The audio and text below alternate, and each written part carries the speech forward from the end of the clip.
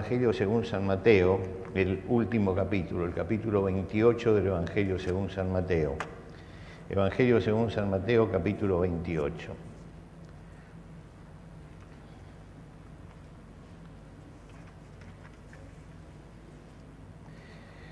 Y vamos a comenzar la lectura en el versículo primero.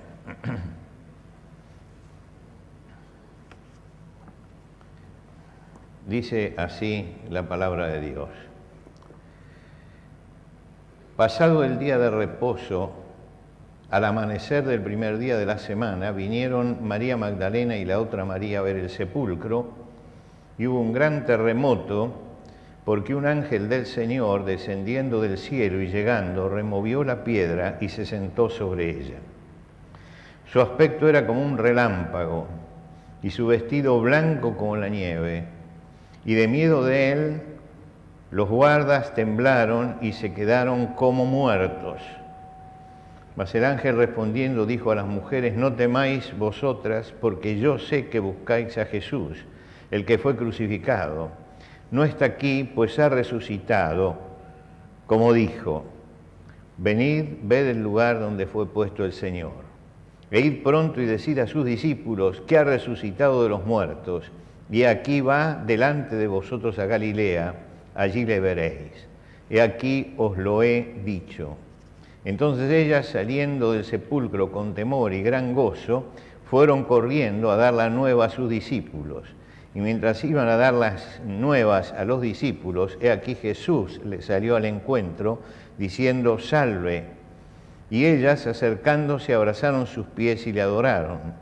Entonces Jesús les dijo: no temáis, id dad las nuevas a mis hermanos, para que vayan a Galilea, y allí me verán. Hasta aquí nada más en la lectura de la palabra de Dios esta mañana, donde estamos centrados en la cena del Señor. Y nuestro corazón y nuestro pensamiento está relacionado con esto que tenemos delante. Estamos frente a la mesa del Señor, y esta mesa marca una división entre el antes y el después. Fíjese, hasta la historia habla antes de Cristo y después de Cristo. Quiere decir que hay un antes y hay un después. Y en nuestra vida la llegada a Cristo también marcó un antes y un después. El encuentro con Cristo siempre es eso. Y yo quería mirar esta mesa justamente como eso, como el antes y el después. ¿Qué es lo que está antes de esta mesa? Antes de esta mesa está la traición de Judas. Para ser breve, están los juicios inicuos de Herodes y de Pilato, está el prendimiento de Jesús, está la flagelación, está la crucifixión, está la muerte en la cruz, está la sepultura. Todo eso está antes. Es decir, antes está el camino de la muerte. Y hace todo el camino de la muerte. Experimenta todos los pecados humanos sobre su propia vida, desde la injusticia, la mentira, hasta la flagelación, hasta el castigo más cruel, la muerte, y llega a la cruz.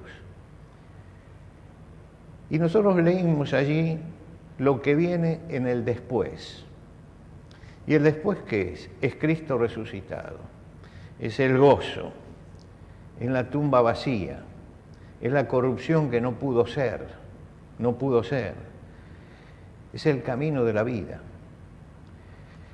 Para los primeros cristianos, partir el pan como vamos a hacer hoy por las casas, era una fiesta espiritual. Era un momento de regocijo, de gozo, de alegría. Dice: y perseveraban unánimes cada día en el templo, y partiendo el pan en las casas, comían juntos, con alegría y sencillez de corazón. Y el nombre que le daban ellos era la reunión del partimiento del pan. ¿Y qué era lo que había? Era la alegría de saber que Cristo había resucitado. Yo he participado de la cena en muchos lugares. Cada vez que uno viaja, siempre le toca un domingo donde está la cena del Señor. Y hay cenas, y yo se lo he dicho, esto parece más el velorio de Jesucristo que la gloria de la resurrección. Y los latinos tenemos mucha de esa influencia a quedarnos parados y no entender que cuando el Señor puso estos dos símbolos fue para señalarnos que Él ha muerto y ha resucitado. Y el apóstol Pablo, hablando de la cena del Señor, dice: la muerte del Señor anunciáis, la proclamamos, porque es una realidad histórica, porque es una realidad espiritual. La muerte del Señor la proclamamos hasta que Él venga. En ese hasta que Él venga está hablándonos de la vida. Está hablándonos de que nosotros estamos diciendo: Cristo fue muerto por nuestros pecados y vive y vuelve. Entonces, cuando los primeros cristianos se reunían, ¿qué hacían? Vivían la alegría de la resurrección. Es decir, la cruz pudo abrirnos el camino a la esperanza, la cruz pudo abrirnos el camino a la presencia de Dios, la cruz pudo borrar el miedo a la muerte, la cruz nos dio la única esperanza que necesitamos, que es la esperanza frente a la eternidad. Eso es lo que venimos a celebrar esta mañana en la mesa del Señor. Hay una forma de ver la fe que tiene que ver con la muerte, con la amargura, con el sufrimiento constante, que mira siempre para atrás, que no sabe mirar hacia adelante, mira siempre para atrás. Vaya usted al arte barroco. El arte barroco, sobre todo, tiene el testimonio religioso centrado en eso: el sufrimiento, el llanto, el dolor, la muerte. Pero usted busca algo del triunfo de Jesucristo y no lo encuentra. Es decir, se va trabajando sobre el pasado y no sobre la gloria del presente. Nosotros hoy tenemos el pan y el vino, recordamos la muerte de Jesús y está presente la resurrección, porque si Cristo no hubiera resucitado de los muertos, vana es nuestra fe. Por lo tanto, la resurrección es central en este momento. Vayamos por un momento al sepulcro de Jesús. ¿Qué pasó ese primer día? Ese primer día van muy temprano una serie de mujeres a cumplir el rito judío. ¿Qué buscan? Buscan el cadáver del pasado. Buscan el cadáver. Y van a la tumba a buscar el cadáver. Muy temprano van al sepulcro, con todo el dolor, con toda la tristeza, con toda la angustia de alguien que se va a enfrentar con un cuerpo muerto que, según el criterio humano, va a empezar a echarse a perder. Entonces, antes que la naturaleza haga su obra, le vamos a poner ungüento para que se conserve el máximo tiempo posible. Es casi, este rito es casi masoquista. Llegar y lo ungimos, hasta que, bueno, ya tenemos que sellar la piedra porque ya es imposible. Y ellos iban a hacer eso. Imagínense ustedes el clima, el espíritu, la forma en que se va a hacer un trabajo como ese. De pronto, esa tristeza se transforma en asombro. En asombro. ¿Por qué? Porque se encuentran con la tumba vacía. Se encuentran con que el dolor se transforma en algo totalmente diferente. Iban a ungir un cadáver y el cadáver no está. Y el ángel les dice: ha resucitado como dijo. Es decir, le dice, les está arruinando el trabajo de hoy, no lo necesitan hacer, tiren todo, no sirve. No es más cadáver, el cadáver ya no existe. No está aquí, ha resucitado, fue lo que les dijo cuando estaba con ustedes.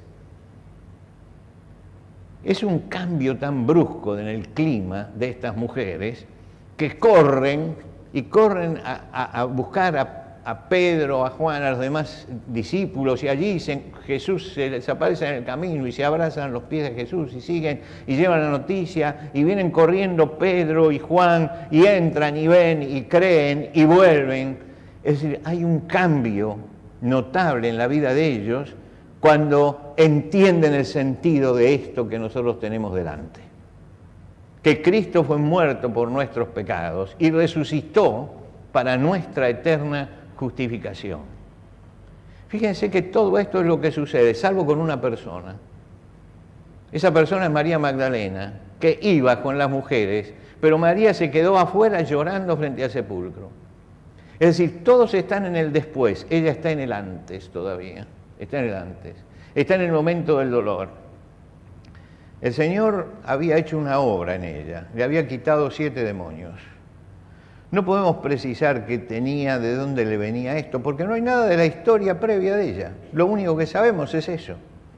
Pero sabemos que la vida de ella cambió, había sido sanada, liberada de toda esta carga y seguía al Señor por el camino. Era una discípula de Jesús. Escucha las enseñanzas de Jesús. Era una mujer que conocía el gozo del Señor.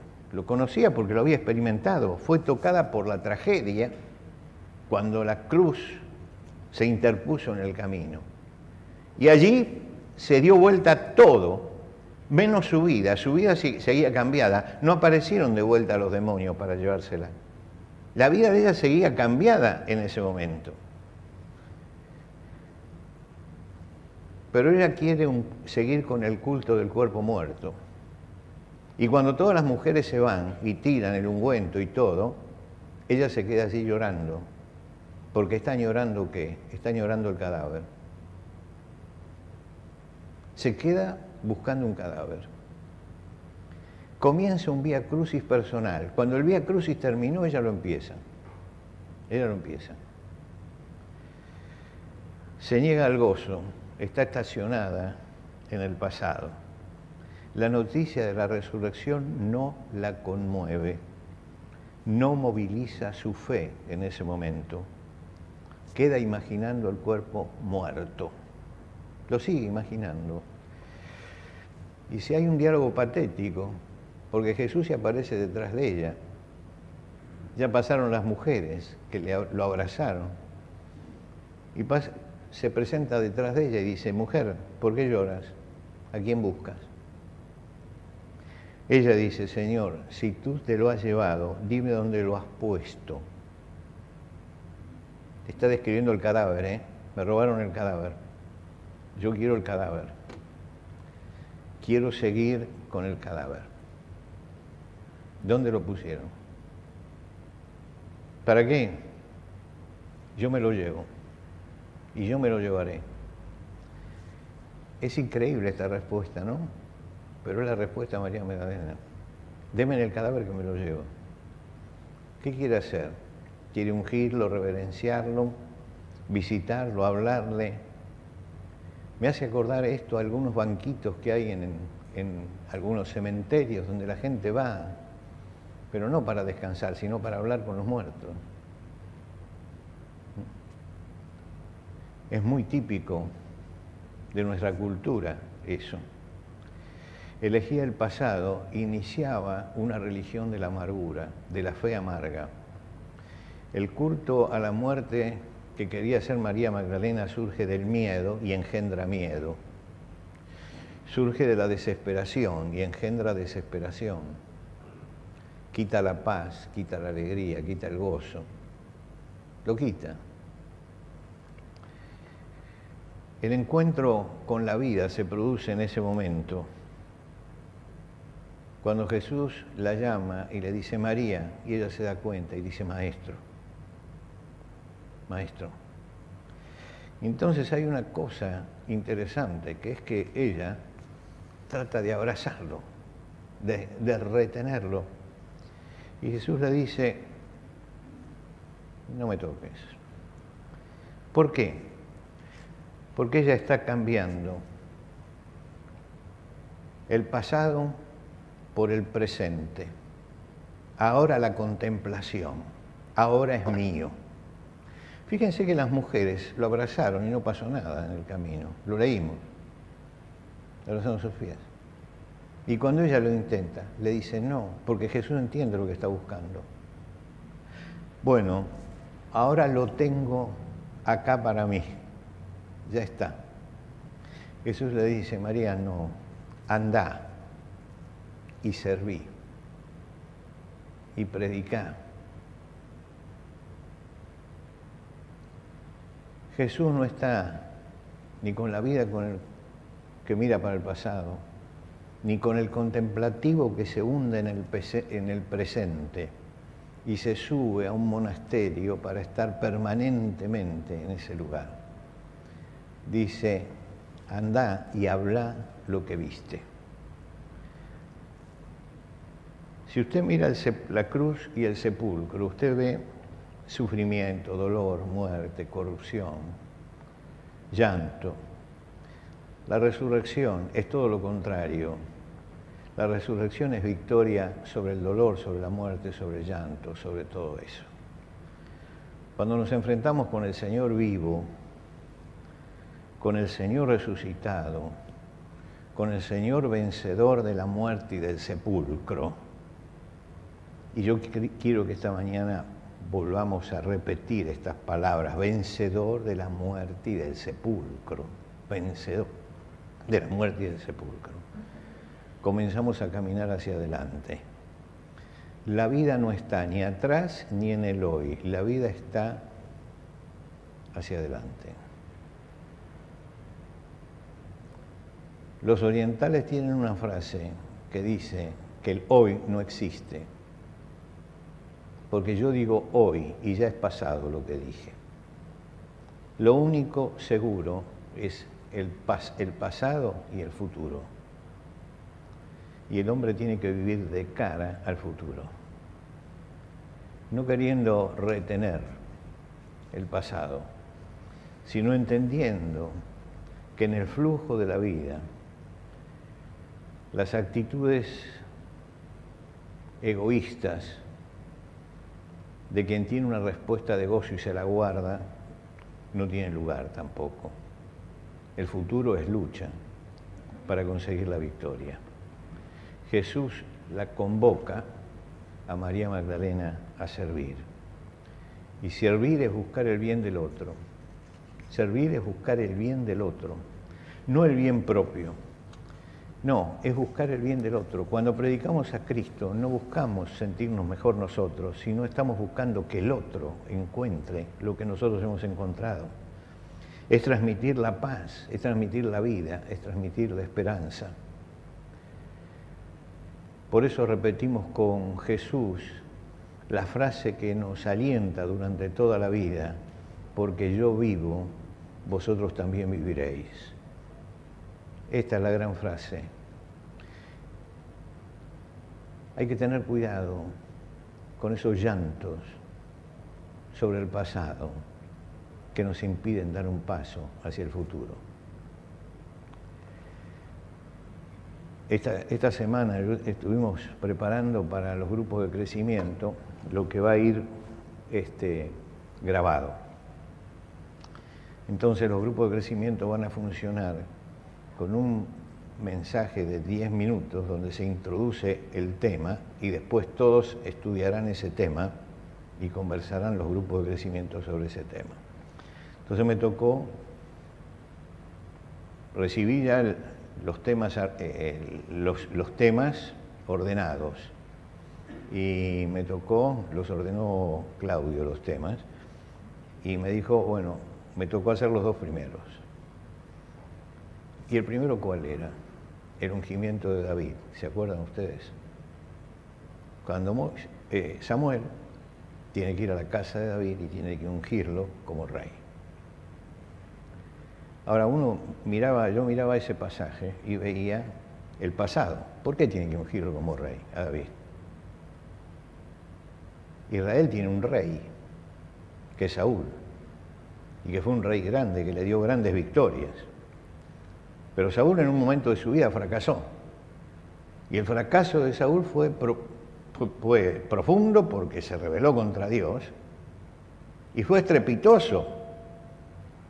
Y Samuel era el que lo había puesto allí. No por voluntad propia, sino porque el pueblo había pedido a ese rey y Dios le dijo, ponelo, y lo puso. Y Dios lo ayudó, y tuvo victoria. Pero ahora se cayó. ¿Cuál es la primera palabra que le dice Dios a Samuel? Dios le dice, Samuel, ¿hasta cuándo vas a llorar a Saúl habiéndolo yo desechado? Yo lo deseché. ¿Hasta cuándo lo vas a llorar? ¿Hasta cuándo? Levántate. Es Dios que le dice, no te quedes en el pasado. Usted puede comparar esto y una cantidad de historias del Antiguo Testamento donde Dios se presenta y le dice a la persona, no te quedes llorando sobre el pasado, mirá hacia adelante, mirá hacia adelante. Le está diciendo que la vida estaba adelante y que el reino seguía y que Dios tenía un camino y que a él no le tocaba llorar sobre el pasado. Le tocaba buscar ese camino que Dios tenía para su pueblo y por eso salió, porque entendió cuál era el mensaje de Dios. Mis hermanos, todos nosotros estamos llamados a mirar hacia adelante.